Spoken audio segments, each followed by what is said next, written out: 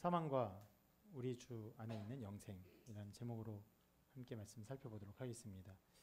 로마서 6장 마지막 구절을 함께 보는데요. 이 구절은 그 자체만으로 하나의 영적인 진리를 분명하게 드러냅니다.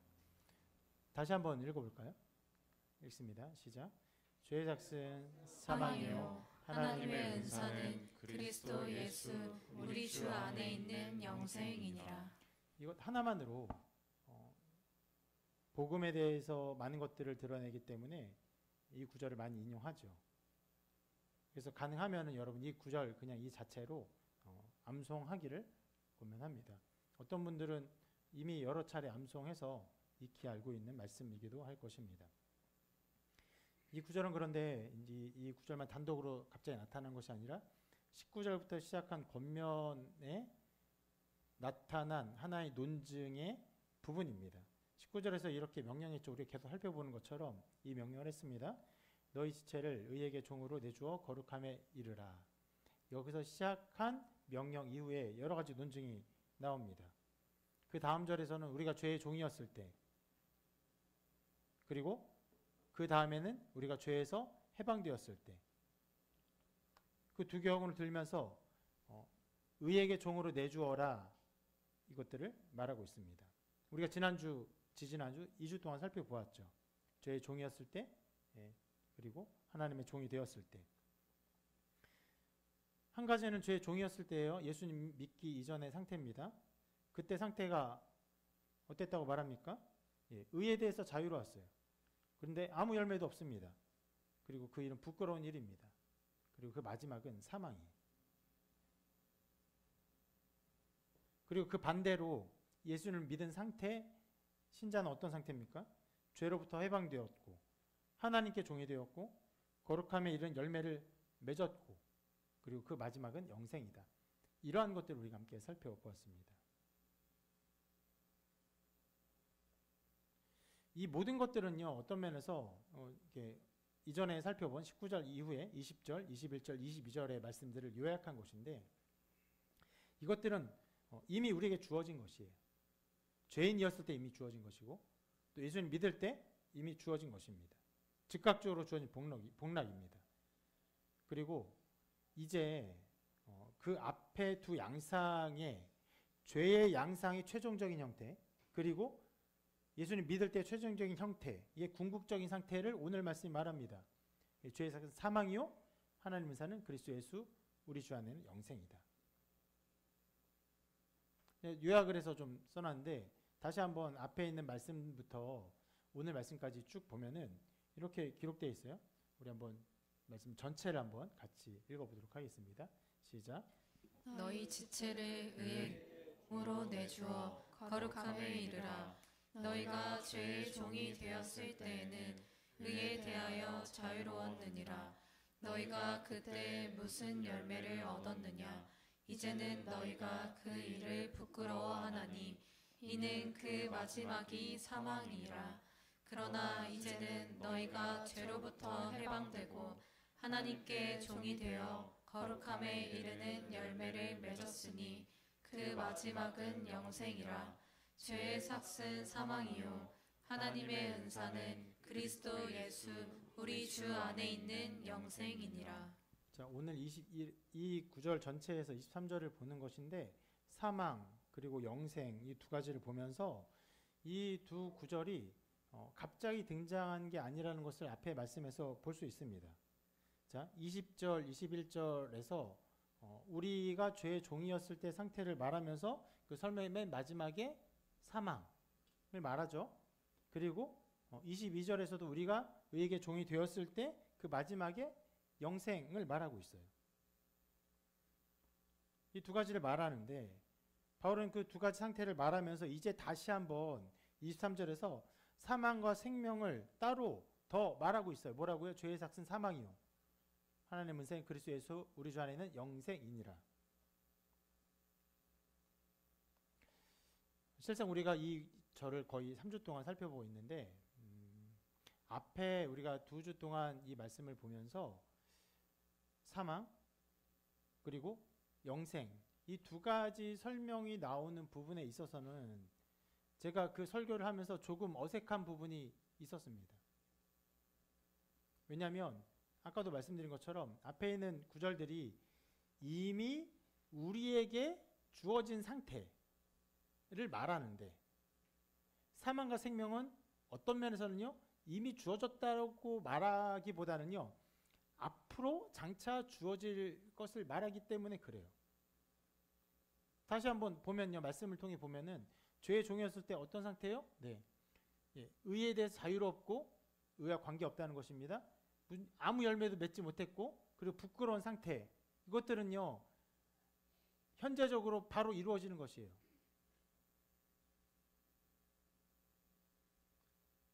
예수님 믿기 전에 그런 상태가 곧장 이루어지고 그런 상태에서 계속적으로 살아갑니다. 그런데 그 끝에 말하는 그 죄의 종인 상태에서 끝에 말하는 저 사망은 그럼 지금 당장 누리는 것이냐? 물론 여러분, 그때 제가 이 설교를 하면서 사망이라는 것이 하나님과의 단절을 의미한다. 그렇기 때문에 현재적으로 우리가 하나님과 단절된 어떠한 것들 가운데 겪게 되는 고통과 아픔을 말한다. 그것들 살펴보긴 했습니다. 그런 부분이 있어요. 그렇지만 말씀이 말한 것처럼 그 마지막이 사망임이라고 한 것처럼 실은 사망은요 최종적인 것이에요. 현재적으로도 하나님과의 분리 때문에 겪는 고통가 있지만 그 모든 삶, 죄의 삶의 최종을 보여주는 것이 무엇입니까? 사망을 말하는 것이에요. 그런 면에서 그 설교가 전체적으로 우리가 죄의 종이었을 때 뭐 어떤 상태입니까? 라고 제가 설교를 하면서 그것들을 가르치면서 사망은 거기에서는 약간 동떨어져 있는 부분이기 때문에 설명하는데 조금 어색한 부분이 있었습니다. 지난주도 똑같아요. 예수님 믿은 이후에, 예수님 믿는 즉시로 신자에게 주어진 것이 무엇입니까? 이런 것들이에요. 죄로부터 해방되어요. 하나님께 종이 됩니다. 거룩한 이름 열매를 맺어요. 이 모든 것들은 과거형이에요. 실제 우리에게 바로 이루어집니다. 그런데 그 끝에 나타나는 것 뭐예요? 영생. 그것은 당장 눈에 나타나는 것은 아니에요. 물론 여러분 그것을 설명할 때도 그 영생이 단순히 길게 사는 것, 영원히 사는 것을 의미하는 것이 아니다.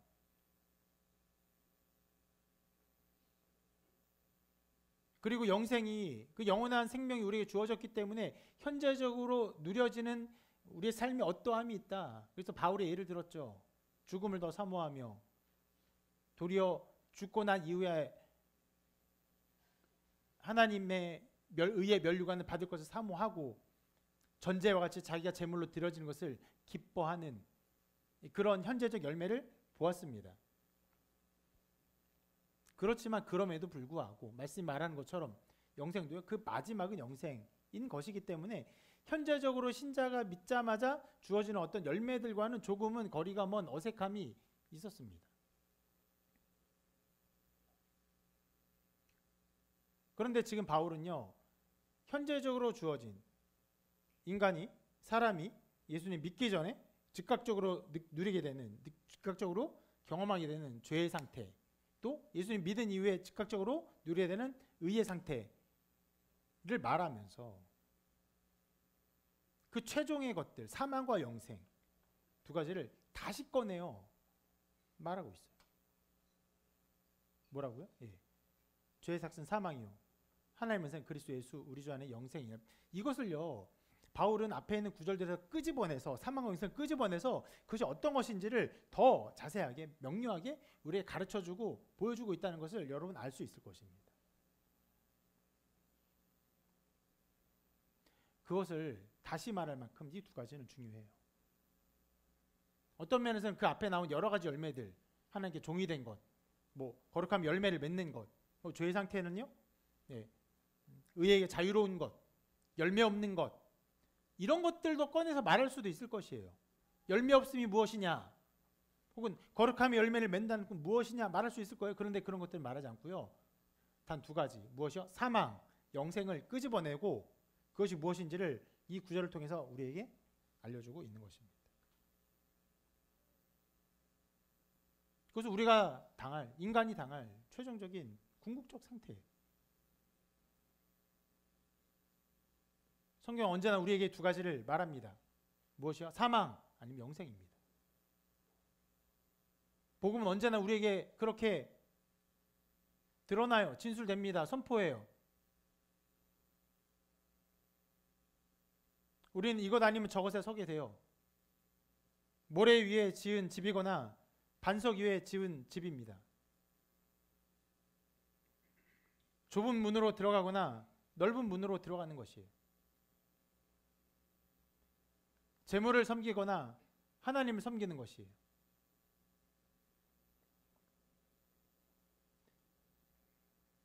성경은 우리에게 두 가지 길을 보여주고 그리고 그 두 가지 길 끝에 있는 두 가지 최종적인 것 무엇이요? 사망과 영생을 말합니다. 세상에는 굉장히 다양한 일들이 있습니다. 그리고 굉장한 다양성이 있어요. 우리에게 그런 것들을 보여줍니다. 수많은 삶을 보여주고 수많은 양상들을 보여주고 수많은 다양성의 여러 가지 것들을 보여줍니다. 그래서 흑백 논리를 싫어합니다. 그런 세상의 가치관은요, 성경이 보이는 가치관과 아주 강력하게 충돌합니다. 그래서 성경이 가르치는 가르침을 미워합니다. 어떤 면에서는요, 세상이 가르치는 그런 가르침들, 그 내용들이 맞아 보여요. 무엇이 참된 것인지, 무엇이 악한 것인지 구분하기가 애매해 보입니다. 선과 악을 딱 잘라 말할 수가 없는 것처럼 보여요. 수많은 다양성이 세상을 가득 채우고 있고 다양한 기회와 다양한 삶의 양상들이 우리에게 가득 채워져 있는 것처럼 보입니다. 그리고 사람들은 어떻게 합니까? 저마다의 개성을 가지고 저마다의 가치를 가지고 수많은 여러 가지 삶을 살아가요. 그 나름대로의 의미를 연약하면 연약한 대로 화려하면 화려한 대로 수많은 의미를 가지고 사람들이 살아갑니다.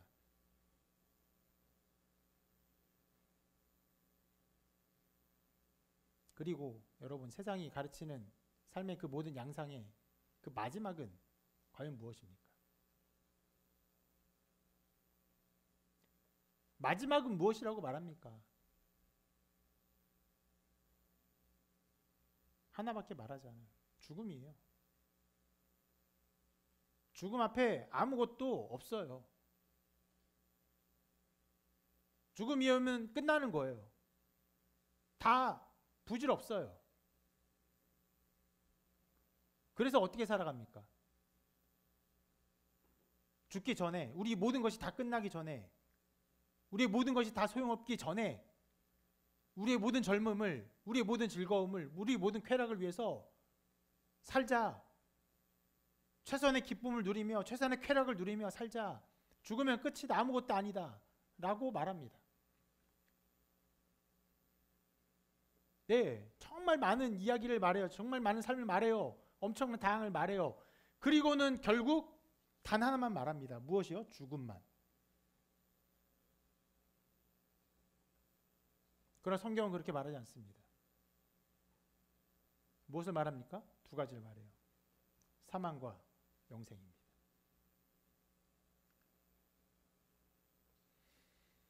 심판 때에 오른편에 서게 되는 사람들은 구원을 얻게 되고 왼편에 서게 되는 사람들은 멸망받게 됩니다. 그것이 우리의 최종이, 성경은 그렇게 말합니다.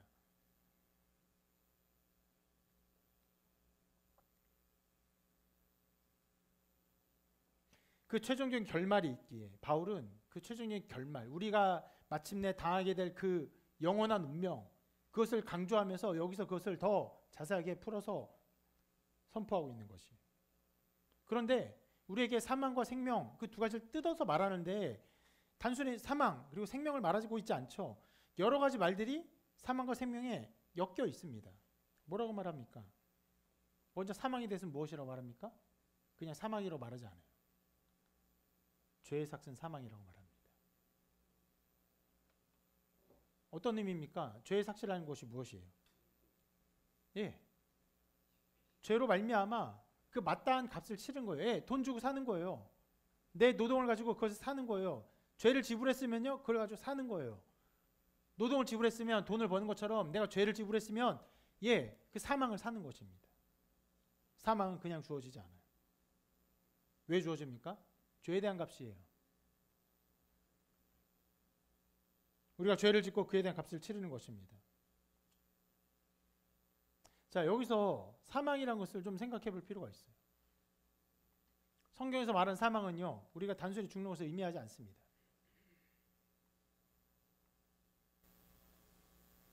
우리가 마침내 맞이하게 될 그 최종적인 사망, 그것이 무엇이냐? 우리의 목적이 죽는 것이냐? 그렇지 않습니다. 물론 우리는 죽는 것만으로도 두렵죠. 무섭습니다. 죽는 것을 조금이라도 진지하게 생각한다면 그 누구도 무섭지 않을 수 없어요. 그러나 성경은요, 그것이 끝이 아니라고 말합니다. 성경은 둘째 사망을 말해요. 하나님의 생명체에 기록된 사람은 둘째 사망을 당하지 않지만 하나님의 생명체에 없는 사람은요, 둘째 사망을 당합니다. 그 둘째 사망이 무엇입니까? 그것은 바로 하나님의 얼굴에서 최종적으로 분리되는 것을 말해요. 무엇을 의미합니까? 하나님의 생명에서 영원히 떠나는 것이.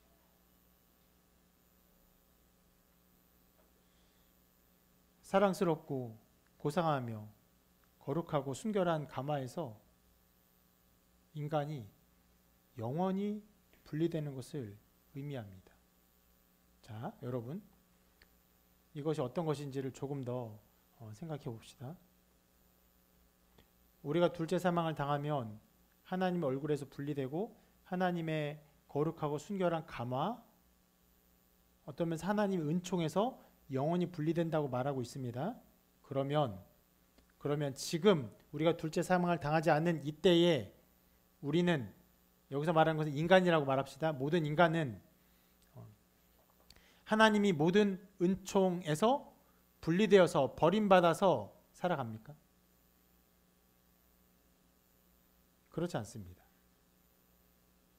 모든 사람은 하나님이 주시는 은총 가운데 살아갑니다. 그 은총의 한 파편들을 이렇게 말할 수 있어요.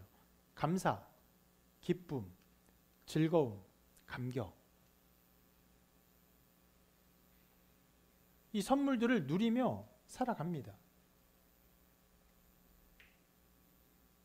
아무리 메마른 사람일지라도. 감동적인 이야기를 들으면 마음이 어떻게 됩니까? 울컥해요. 마음이 눈물로 젖습니다. 실제로 눈물 흘리기도 해요. 하나 예를 들면 전 개인적으로 감동을 주는 유튜브 영상을 좀 좋아하는 편입니다. 그런 영상 중에 그런 어떤 감동적인 장면만 모아놓은 시리즈들이 있는데 그 중에 한 예가 그런 것이 있어요. 멀리 파병 간 그 군인이 몰래 돌아와서 가족들을 만나는 그런 장면만 모아놓은 영상이 있습니다. 돌아와서 누구를 만납니까? 가족들을 만나요. 엄마를 만나고 아빠를 만납니다. 사랑하는 아내를 만나요. 아이들을 만나면 아들과 딸을 만나요. 심지어 어떤 아들과 딸은 처음 보는 아들과 딸이에요. 왜요? 파병 간 상태에서 출산했기 때문에. 아니면 어렸을 때 보고 꽤 장성할 때까지 못 보다가 몇 년 만에 보는 그런 아들과 딸입니다. 만나면 어떻습니까? 정말 난리가 나요. 거의 모든 가족들이 다 웁니다. 감격해요. 언젠가 볼 것을 기대했지만 눈앞에 보는 순간 기뻐하고 감격해서 다리가 풀리고, 심지어 오랜만에 기르던 개를 만나면 개 난리 납니다. 실은 개가 너무 좋으면 오줌도 지려요. 정말 난리가 나요. 예. 그런 영상들을 쭉 보면요, 내가 경험한 것이 아닌데도 불구하고 마음에 감격이 생깁니다. 감동이 생겨요. 그리고 어느새 그 마음이 눈물로 젖어요. 실제로 눈물이 나오기도 합니다. 자, 그런 모든 좋은 것들이 하나님으로부터 우리 인간에게 주어진 것이에요. 거기에 나온 모든 사람이 선한 사람입니까? 아니요, 그렇지 않아요. 꽤 여러 가지 문제가 있고 또 죄가 있는 사람들도 있을 것입니다. 그럼에도 불구하고 가족을 다시 만나고 함께 상봉하고 함께 안고 기뻐하는 그 기쁨을 누구나 동일하게 누리게 하셨어요.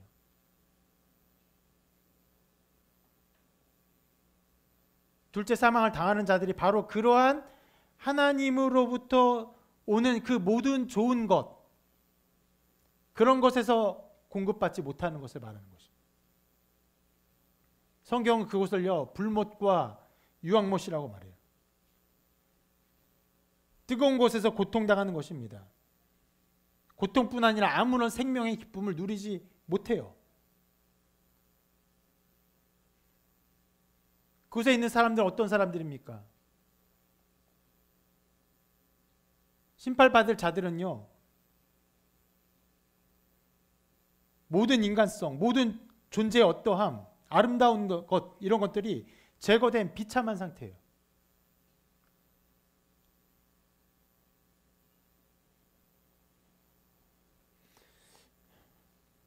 여러분, 미국에 그 마약거리라는 데가 있습니다.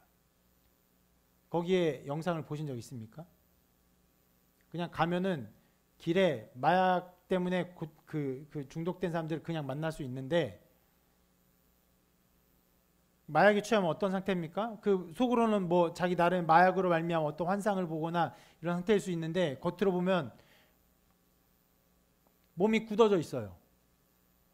90도로 꺾어져 있거나 이상한 자세로 기계에 틀어져 있거나, 그리고 가만히 있어요.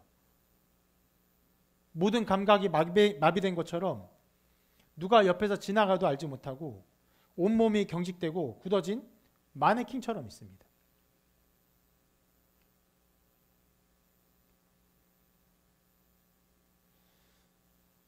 인간이, 여러분, 작은 약물, 정말 조금의 약물만 복용해도 그렇게 모든 감각이 마비되고 모든 것이 고장난 것처럼 굳어지고 아무것도 감각하지 못하는 자처럼, 그렇게 고장난 인간처럼 서 있습니다.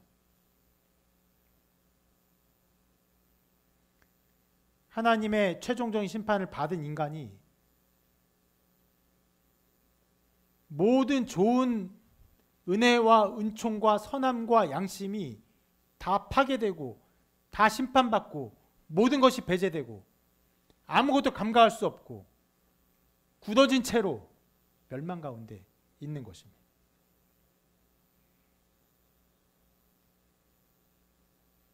심지어는 어떤 면에서는요, 그 반대의 것은요, 극도로 극단적으로 깊이 감각합니다. 무엇입니까? 모든 수치, 후회, 부끄러움, 죄책감, 이것으로 가득 충만하여서 영원히 고통당하는 것이,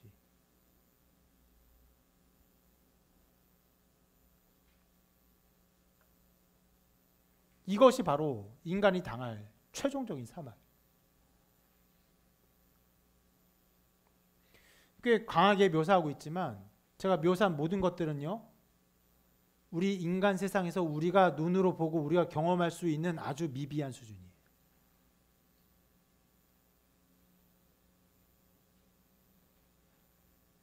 우리 영혼이 마침내 당하게 될 그 최종적인 심판의 두려움과 어떠함을 우리 눈으로 보는 그 어떤 것도 비교할 수 없어요.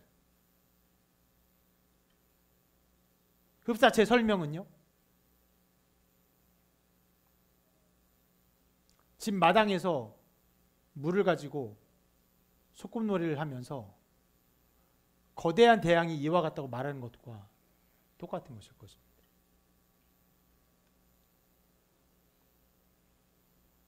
자, 그것이 사망이에요. 둘째 사망입니다.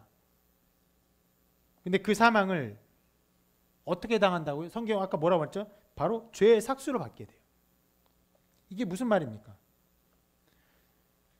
그 마땅한 값을 받기 위해서 인간이 계속적으로 죄를 지으며 그 멸망의 값을 받기 위해 끝없이 그 안에서 행한다는 것을 의미해요.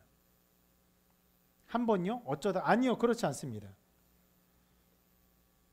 내적 일관성을 가지고 열매 맺는 것을 의미하는 것이에요.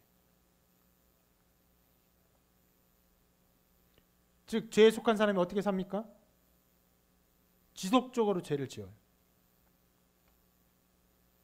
죄를 짓지 않을 수 없는 상태에서 계속 죄를 짓습니다.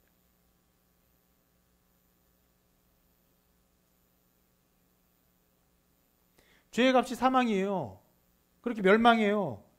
그런데 그 사망을 당하기 위해서 계속적으로 끊임없이 계속적으로 죄를 짓습니다.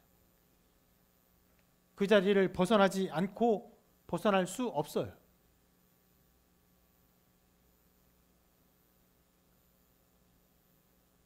일부러 이것을 이렇게 표현했습니다. 벗어날 수 없다를 먼저 말하지 않았어요. 본인이 기뻐해서 벗어나지 않아요. 죄를 즐거워합니다. 그리고 어떻게 됩니까? 벗어날 수 없어요. 끝까지 계속하여 행합니다. 모든 사람은 그런 삶을 통해서 필연적인 귀결에 이르게 됩니다. 그래서 인간은요, 어떤 면에서는요, 필연적 존재예요. 필연적으로 반드시 어떠한 결말에 이르게 되는 존재입니다. 무엇이? 사망이.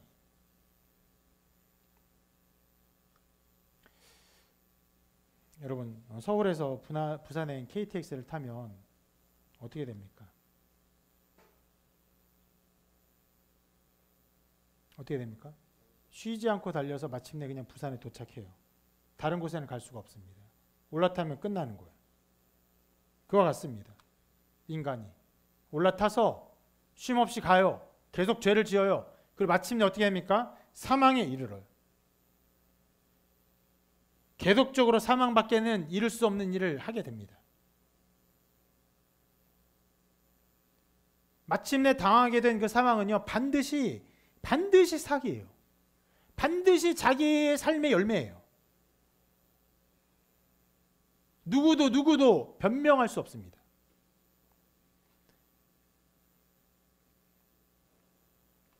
이것은요, 사람들이 이 세상에서 경험하는 심판과는 굉장히 달라요.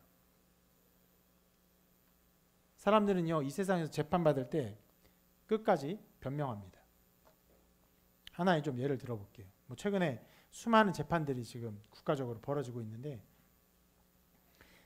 이런 예를 들어봅시다. 어떤 판사가 뇌물을 받고 잘못된 판결을 했어요. 그리고 그것이 재판에 넘겨졌어요. 그런 상황을 생각해 봅시다. 그렇게 고발당한 판사는요, 처음에는 자기가 뇌물을 받지 않았다고 말합니다. 다 그렇게 말해요. 그러다가 뇌물을 받은 증거가 나오면 뭐라고 말합니까? 이것은 받았는데 뇌물이 아니고 그냥 감사의 마음으로 받았을 뿐이고, 그리고 판결은 그냥 판결상 내가 할 수 있는 한 그냥 판결했을 뿐이다 라고 말해요. 무슨 말이에요? 이것과 이것의 연관성이, 인과성을 증명할 길은 무엇밖에 없습니까? 실은 그 마음의 양심과 양심의 고백밖에 없어요. 그 인과성을 증명할 수 있는 증거는요, 찾아보기가 실은 물리적으로는 우리 현실상에서는 그 증거를 만들 수 없어요. 단 하나 증거가 있다면 녹취 같은 게 있겠죠. 그래요. 돈 줬으니까 내가 이 판결에서 무죄를 받게 하겠습니다 라는 녹취가 나면 할 수 없겠지만, 그런 녹취가 없는 경우에는 끝까지 오리발 내밉니다. 그러나 정황적 증거로 유죄를 할 수밖에 없어요. 그래서 재판부에서 이거는 상황상, 이건 정황적 증거상 뇌물을 받은 것이고 뇌물로 말미암아 잘못된 판결한 것이다, 유죄를 합니다. 어떻게 합니까? 아니, 나는 끝까지 그 의도를 감춰요. 말하지 않습니다. 숨겨요. 그리고 어떻게 합니까? 상고해요. 고등법원, 대법원까지 가면서 최대한 자기 형을 낮춥니다. 형을 낮춰도 결국 실형을 받아요. 감옥에 갑니다. 어떻게 합니까? 감옥 갔고 자기가 최종의 판결 받았는데 내가 죄인이라고 말합니까? 아니요, 그렇게 말하잖아요. 감옥에 가도 자기는 실은 무죄라고 말합니다. 그 모든 죄의 의도와 그것들을 감춰요. 어떤 면에서 이런 일도 벌어지는데 스스로 감추고 아니라고 발뺌하다가 자기가 자기를 속입니다. 자기가 만들어낸 잘못된 망상적인 상황을 실제로 받아들이고 그것을 믿고 거기에 빠져들어요. 그래서 끝까지 억울하다고 말합니다. 그래서 최근에 전에도 한번 말씀드렸는데 어떤 교도관이 쓴 글이 있었어요. 교도관의 어떤 형무소, 구치소의 현실, 구치소죠. 구치소의 현실을 말하면서 여러 가지 것들을 말했는데 거기에는 자기가 진짜 죄를 지었다고 생각하는 죄인은 단 한 사람도 없다고 말해요. 그것이 무엇을 의미합니까? 네. 여러 가지 상황상 자기가 죄로 판결을 받을지라도 자기 마음에서 끝까지 변명하고 변호하고 자기를 보호하고 인정하지 않는 것들을 말하는 것이에요. 그러나 하나님 앞에서 심판은 다릅니다. 하나님 앞에 심판은요, 그럴 수 없어요. 하나님 앞에 서자마자 인간은요, 자기가 어떤 의도로 죄를 지었는지 스스로 알게 됩니다.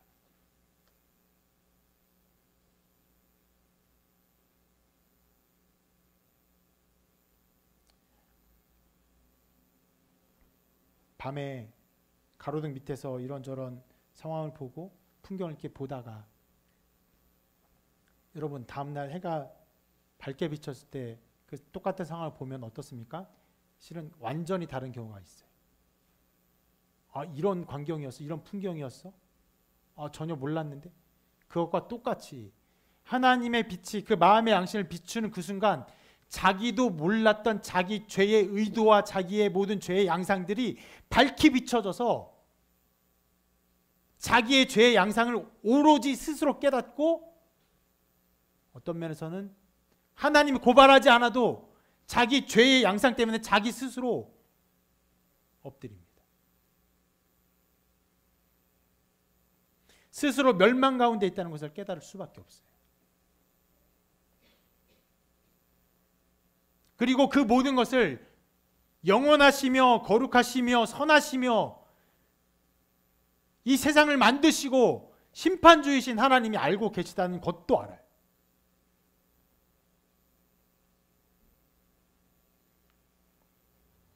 그것이 바로 죄의 삭슨 사망이라는 말이 담긴 의미입니다. 죄 가운데 계속죄를 짓고 끊임없이 죄를 짓고 또 짓고 사망의 열매를 맺을 수밖에 없는 죄를 계속 지으며 그리고 어떻게 해요? 필연적인 결국 자기가 죄를 지어서 자기가 그 죄의 삭스로 사망을 받을 수밖에 없다는 것을 알게 되고 그 운명에 처하게 되는 것이. 그리고 사망을 당하면 어떻게 됩니까? 더 이상은 없어요. 영원한 사망이에요. 영원한 심판이에요.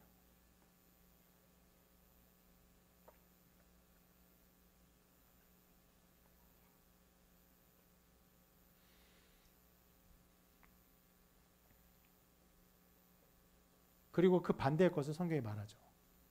사망. 그리고 반대의 것은 바로 영생인데 모든 면에서 그 반대의 것은 다 다르게 나타납니다. 기본적으로 사망 그리고 그 반대로 무엇입니까? 기본적으로 영생이에요. 영생입니다. 사망이 반대에 있는 것이에요. 이것은 단순히 영원히 존재한다는 것을 의미하지 않습니다. 영생에 대한 가장 완전한 설명은 예수님의 말씀에서 찾을 수 있습니다. 여기 말씀 같이 읽어보도록 하겠습니다. 시작. 영생은 곧 유일하신 참 하나님과 그가 보내신 자 예수 그리스도를 아는 것이니이다. 영생이라고 생각하면 우리가 영원히 살고 하나님을 관계없이 내가 영원히 산다는 생각, 불로장생? 그렇지 않습니다.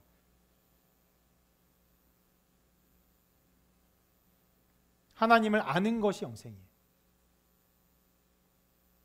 왜요? 영원한 생명 자체가 하나님에게만 존재합니다. 그 어떤 것도 영원하지 않아요. 하나님만 영원하십니다. 시간도 공간도 그 어떤 것도 영원하지 않습니다. 다 유한해요. 단계가 있습니다. 그러나 하나님은 영원히 존재하세요. 영원하신 존재를 우리가 알게 되는 것이 영생이에요. 어떻게 합니까? 그 존재를 경험하여 아는 것이에요.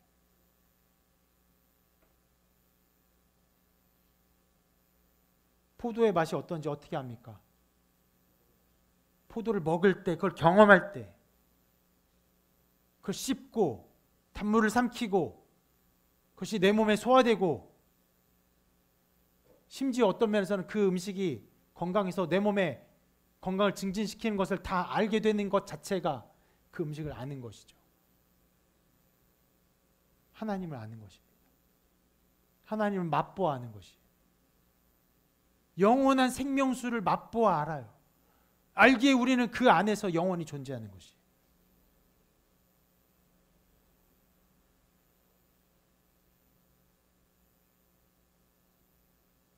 영원하신 분을 아는 것은요, 그 자체만으로 우리에게 영원한 기쁨이 될 것입니다.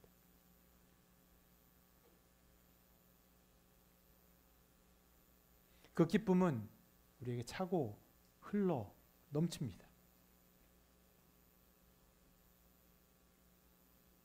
그 생명이 흘러 넘치기에 우리는 영원한 생명 가운데 영원히 행복할 것입니다.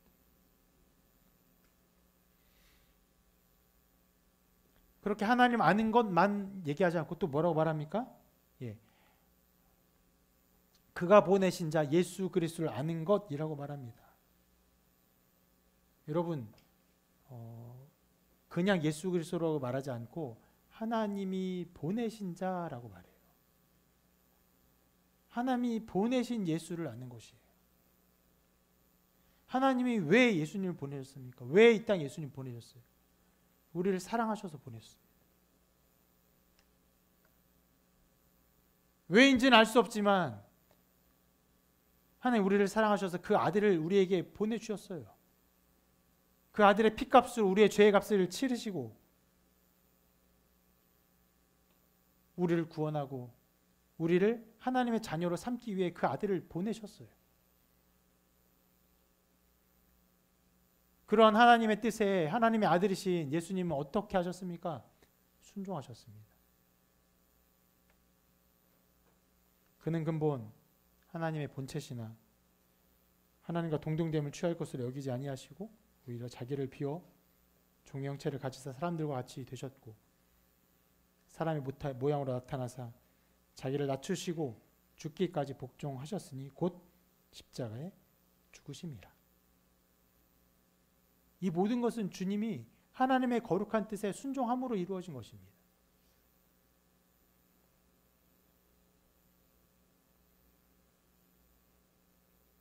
믿을 수 없는 일이 일어났어요. 하나님 어떻게 인간이 됩니까? 하나님 어떻게 하나님의 존재를 버립니까? 근데 인간으로 오셔서 어떻게 죽으시기까지 합니까? 근데 하나님이 우리를 사랑하셔서 그 일을 이루셨어요. 그 일이 역사적으로 나타났습니다. 이 모든 일의 근원이 무엇입니까? 우리를 향한 하나님의 사랑이에요. 그를 보내신 자 예수 그리스도를 아는 것은 바로 그 하나님의 사랑을 아는 것이고 그 하나님의 사랑에 순종한 예수 그리스도의 순종과 사랑을 다 아는 것이에요. 그것이 바로 영생입니다. 거기에만 영생이 있어요.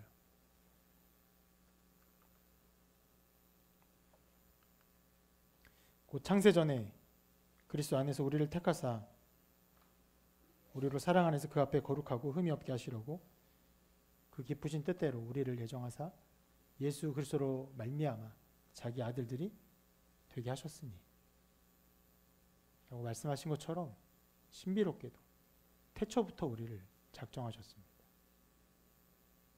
우리가 지어지기 전부터 우리를 아신다고 말씀하세요.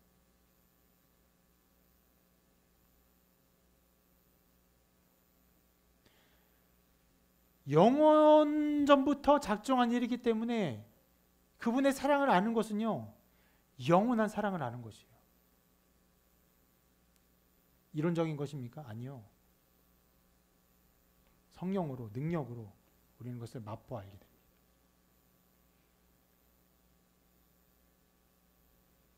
실은 신앙생활에서 이것은 꽤 구분됩니다.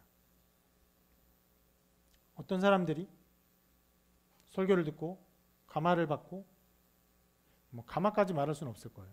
어떤 감동을 받고 마음에 어떤 동요를 일으키고 예수님이 나를 사랑하신 것을 알겠습니다 라고 말하는 사람들이 있어요.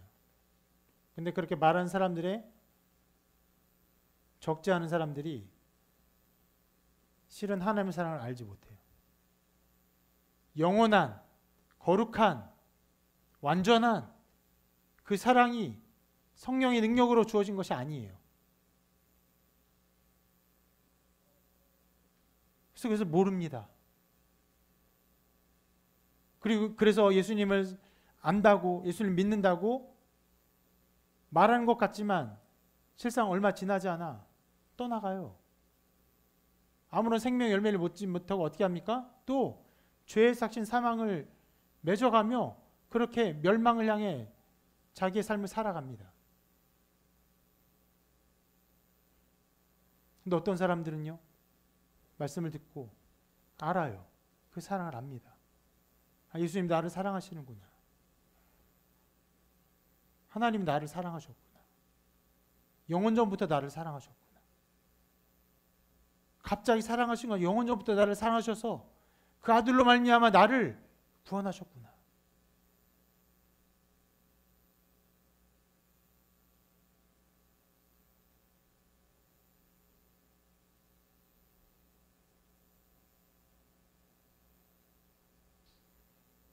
우리가 그 사랑을 알고 깨닫고 누립니다.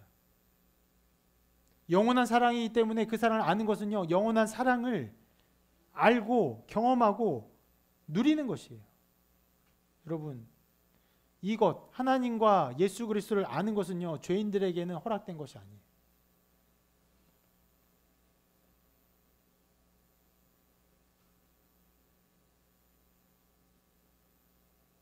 사망에 속한 자들은 알 수 없습니다.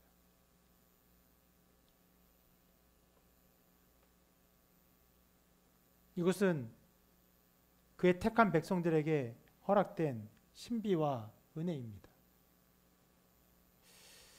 여러분, 이 세상에 그 어떤 사람이 태양을 똑바로 쳐다볼 수 있습니까? 여러분 쳐다본 적 있습니까? 호기심에 좀 해보죠. 몇 초 정도 쳐다봤습니까? 한 10초? 20초? 실은 20초만 넘어가도 눈이 굉장히 위험합니다. 30초 이상 보면 실명할 수 있어요. 절대로 보면 안 됩니다. 인간이 태양조차도 보지 못합니다. 그걸 보지 못하는데, 그것도 보지 못하는데 내가 태양을 다 알 수 있어. 얼마나 어리석은 사람입니까? 죄인이 하나님을 알지 못하는 것도 동일해요. 하나님 아는 것은커녕 하나님 앞에 서지도 못합니다. 모든 죄인은 선하시고 완전하신 하나님 앞에서 멸망할 수밖에 없고 스스로 아무것도 보지 못하는 상태로 엎드릴 수밖에 없습니다.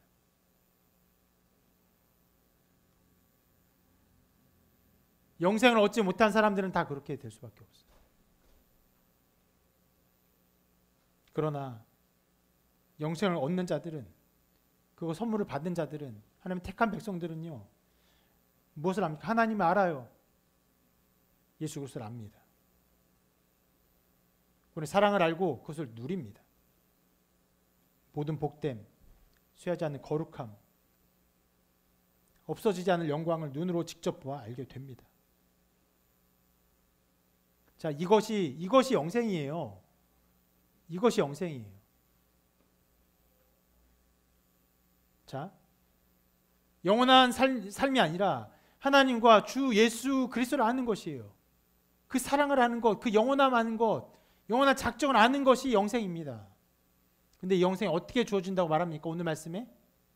자, 아까 사망은 어떻게 주어집니까? 죄의 삭수로 주어집니다. 그러면 똑같이 그것을 대칭해서 말하면 영생은 의의 삭수로 주어야 되죠. 그런데 그렇게 말하지 않습니다. 뭐라고 말합니까? 이렇게 말해요.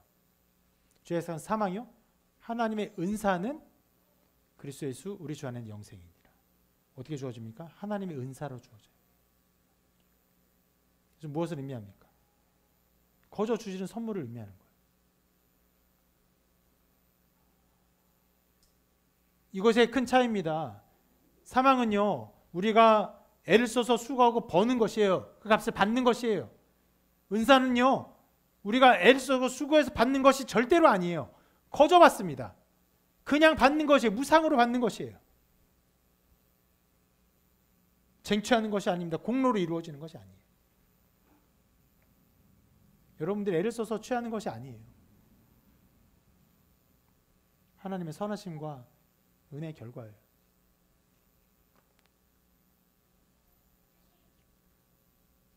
하나님의 선물은 그것을 받아 마땅하지 않은 자들에게 베풀어집니다.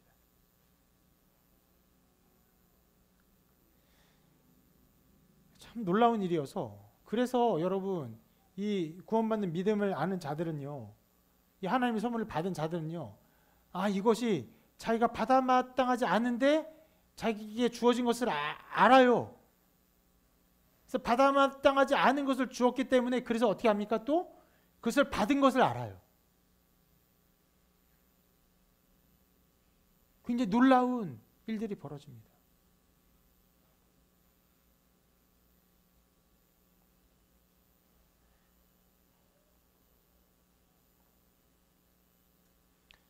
이 선물을 잘 알지 못하는 사람들은요, 자기가 무언가를 해서 이것을 받을 것처럼 생각합니다.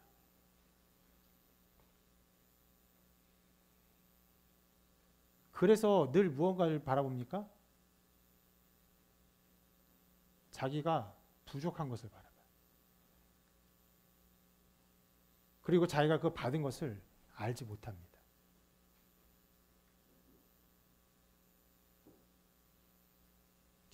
겸손이라고 말할 수 있는 것이 아니에요. 실은 극단적인 교만이 그 안에 서로 있어요. 하나님 우리에게 아주 고결한 선물을 주셨어요. 우리가 받을 수 없고, 우리가 실은 취할 수도 없고, 우리가 측량할 수 없는 영원한 선물을 주셨는데, 그 선물을 어떻게 하려고 합니까? 자기의 노력으로 받아요. 자기 애씀으로 받으려고 해요. 자기가 어떤 자격을 갖추고 받으려고 해요. 그 자격을 갖추고 받으려 하기 때문에, 그 자격을 영원히 이룰 수 없기 때문에 그걸 받은 것을 절대로 알지 못합니다.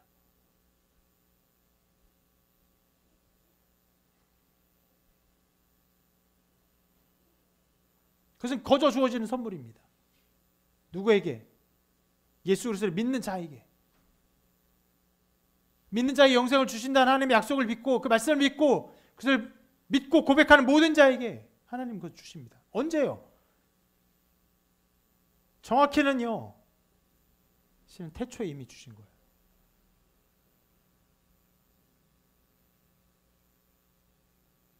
그래서 신앙생활 하면서 언젠가는 내가 받지 않을까? 어떤 면에서는요, 이미 출발점이 깨진 거예요. 언젠가는, 그 언젠가는 무엇입니까? 내가 좀 더 잘하면, 내가 좀 더 애를 쓰면, 좀 더 어떤 상태가 되면, 이미 출발점이 잘못된 거예요. 우리가 죄인이기 때문에, 우리가 받을 수 없기 때문에, 이것을 취할 수 없기 때문에 하나님이 그것을 주셨는데 어떻게 취합니까? 그냥 취하는 거예요. 뻔뻔한, 그거밖에 없어요.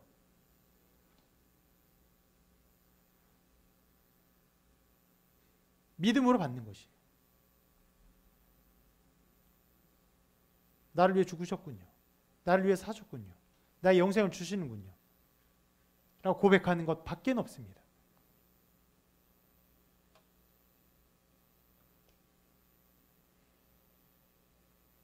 하나님 선물은 그렇게 받아 마땅하지 않은 자에게, 받을 수 없는 자들에게 주어지는 선물입니다. 하나님은 그렇게 주기로 작정하셨어요. 왜 그런지 알지 못하지만 여호와는 우리의 목자가 되십니다. 여호와는 나의 목자시니 내게 부족함이 없으리로다. 그가 나를 풀밭에 누이시며 쉴 만한 물가로 인도하시는도다. 하나님 우리에게 말씀하십니다. 오라 너희 모든 목마른 자들아 물로 나오라. 돈 없는 자도 오라. 너희는 와서 사 먹되 돈 없이 값 없이 와서 포도주와 젖을 사라. 어떻게 해요? 돈 없이 값 없이 그렇게 살아. 이것이 하나님의 명령이에요. 하나님께서 우리에게 주신 이 선물을 받을 수 있는 유일한 길입니다. 아니, 돈을 내도 되는데 그냥 돈 없이가 아니에요. 값을 치를 수 없어요. 그러니까 돈 없이 사야 돼요. 값 없이 사야 돼요. 거저 받아야 됩니다.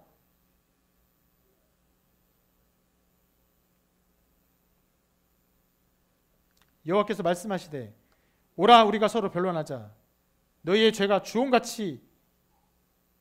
같을지라도 눈과 같이 이어질 것이요 진홍같이 붉을지라도 양털같이 희게 되리라. 우리의 죄가 아무리 더럽고 피같이 물들어도 뺄 수 없는 피로 가득 찼어도 반드시 하얗게 하리라. 누가요? 하나님이. 누구로 말미암아? 예수 그리스도의 보혈로 말미암아. 반드시 그렇게 됩니다.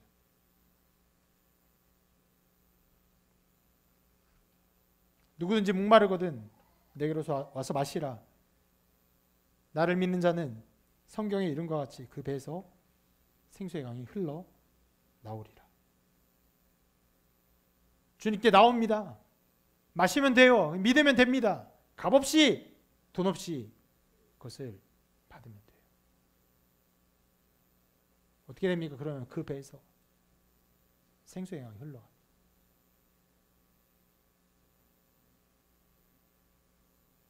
내 흉악한 죄가 용서받았음을 알게 되고 하나님의 아들이신 예수 그리스도의 그 보혈로 그 고결한 피로 내 모든 죄가 사함 받았음을 알게 되고 하나님이 나의 아버지가 되심을 알게 됩니다. 배에서 생수의 강이 흘러나요. 흘러납니다. 모든 자는 그렇게 됩니다. 하나님 이것을 우리에게 거저 주십니다. 그래서 받을 만한 자격이 없는 자에게 주십니다. 반드시 그렇게 하십니다. 우리에게 은혜를 베푸시는 그 모든 말씀을 우리가 전에 살펴본 것처럼 여러 구절에서 이렇게 말합니다. 우리가 아직 연약할 때 기약대로 그리스도께서 경건하지 않은 자를 위하여 죽으셨도다. 우리가 완전 무능할 때입니다. 아무 선도 이룰 수 없고 선을 취할 수도 없고 선을 바랄 수도 없을 그때 하나님의 약속대로 예수님이 우리를 위해서 누구를 위해서요? 경건하지 않은 자를 위해서 죽으셨습니다. 우리가 아직 죄인 되었을 때 그리스도께서 우리를 위하여 죽으심으로 하나님께서 우리에 대한 자기의 사랑을 확증하셨습니다. 언제? 우리가 죄인 되었을 때.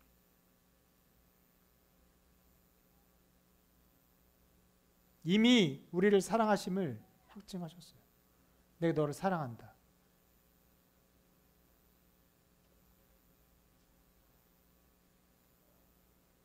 곧 우리가 원수 되었을 때 그 아들의 죽으심으로 말미암아 하나님과 화목하게 되었은즉 화목하게 된 자로서는 더욱 그의 살아나심으로 말미암아 구원을 받을 것입니다. 실은 꽤 가까운 구절들이에요. 로마서 5장 6절, 8절, 10절입니다. 연약할 때, 죄인 되었을 때, 심지어 하나님과 원수 되었을 때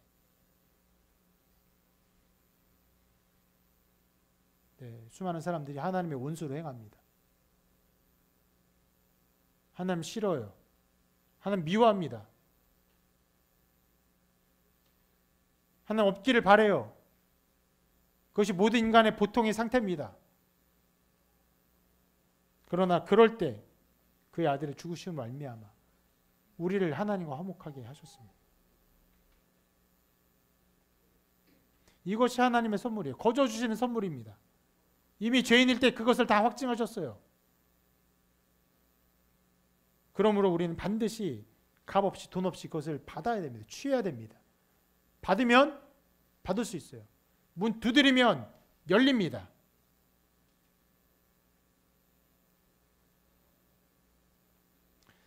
말씀이 그렇게 우리에게 영생이 주어지는 말합니다. 어떻게 해요? 하나님의 은사, 하나님의 선물로, 하나님의 거저 주시는 선물로 우리에게 영생이 주어짐을 말합니다.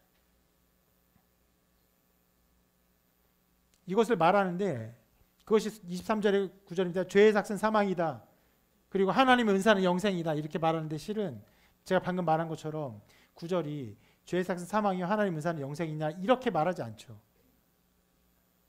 이렇게 하면 완전한 대칭이 되어서 사망과 영생을 대조하고 그것의 원인을 정확하게 대조하는 명료한 문장이 되는데 말씀은 그렇게 이루어지지 않습니다. 실은 말씀이 이렇게 되어 있죠. 죄의 삭은 사망이요 하나님의 은사는 그리스도 예수 우리 주 안에 있는 영생이니라. 영생이 어디 있는 것입니까? 그리스도 예수 우리 주 안에 있어요. 그분이 누구십니까? 그리스도세요. 기름 부음 받았습니다. 우리의 구원자로 택함 받으시고 우리의 구원자로 세워졌습니다. 그리고 우리의 주님이세요.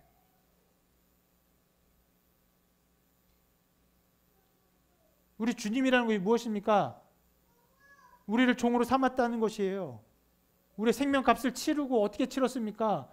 예수님의 목숨으로 그 피로 우리의 죄값을 치르시고 우리를 사오셨어요. 어디에서? 죄의 나라에서 의의 나라로 사오셨어요. 그래서 그분은 우리의 주님이십니다. 우리의 주인이세요. 우리는 예수 그리스도를 뭐라고 고백하면 주님이십니다. 우리의 주님이십니다.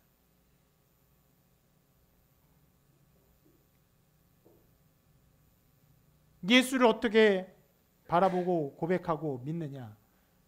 여러분, 이것 안에 모든 사람이 나누어집니다. 여러분 예수를 뭐라고 말합니까? 예수님을 뭐라고 고백합니까? 주는 그리스도시요 살아계신 하나님의 아들이시니이다 라고 고백해야 해요. 이 베드로의 고백이며 우리의 고백이어야 합니다. 또 우리의 고백입니다. 영생이 주님이신 그리스도 안에 있어요. 다른 곳에 있지 않습니다. 다시 말하지만 영생은요, 우리의 생명을 길게 연장시키는 것이 아니에요. 영원한 것은 어디에 있습니까? 하나님께 있어요. 하나님과 삼위일체 하나님이신 예수 안에 있습니다. 그분 안에 있어요. 인간으로 오신 예수님 안에 영원한 것이 있어요. 그리고 우리는 그 예수님과 합하여 한 몸이 됨으로 영원히 존재합니다. 영생이 그렇게 주어지기 때문에 오직 예수 그리스도를 통해서 예수 안에 있는 생명으로 그와 연합하여 존재하는 것이기 때문에 그 안에 있다라고 정확히 말하고 있어요. 그럼 예수 안에 있으면요, 그 몸에 안에 있으면 우리가 그 생명, 예수 안에 있는 그 생명을, 영원한 생명을 어떻게 누립니까? 그분과 한 몸을 이루는 것밖에 없어요. 그분과 한 존재를 이루는 것밖에 없습니다. 어떻게 이룹니까? 그와 함께 죽고 살아남으로, 연합됨으로, 그의 피와 살을 마심으로 이루어지는 것입니다.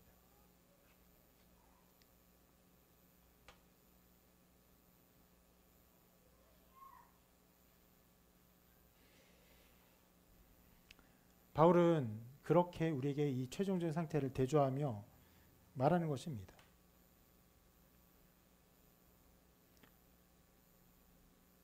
왜 최종적인 결말을 말합니까? 그 최종적인 결말이 갑자기 주어지는 것이 아닙니다. 아무 관계없이 살다가 갑자기 사망이 주어지는 것이 아니고 아무로 살다가 영생이 주어지는 것이 아니에요.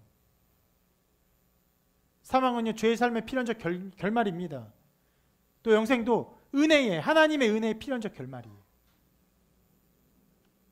그렇게 우리에게 말합니다. 죄의 종으로 살지 말아라. 그리고 어떻게 하라고 말합니까? 우리에게 이미 주어진 영생을 바라보며 너의 지체를 의에게 종으로 내주라.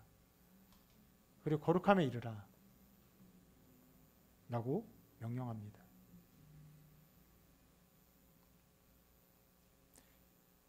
사망, 그리고 그리스도 예수 우리 주 안에 있는 영생.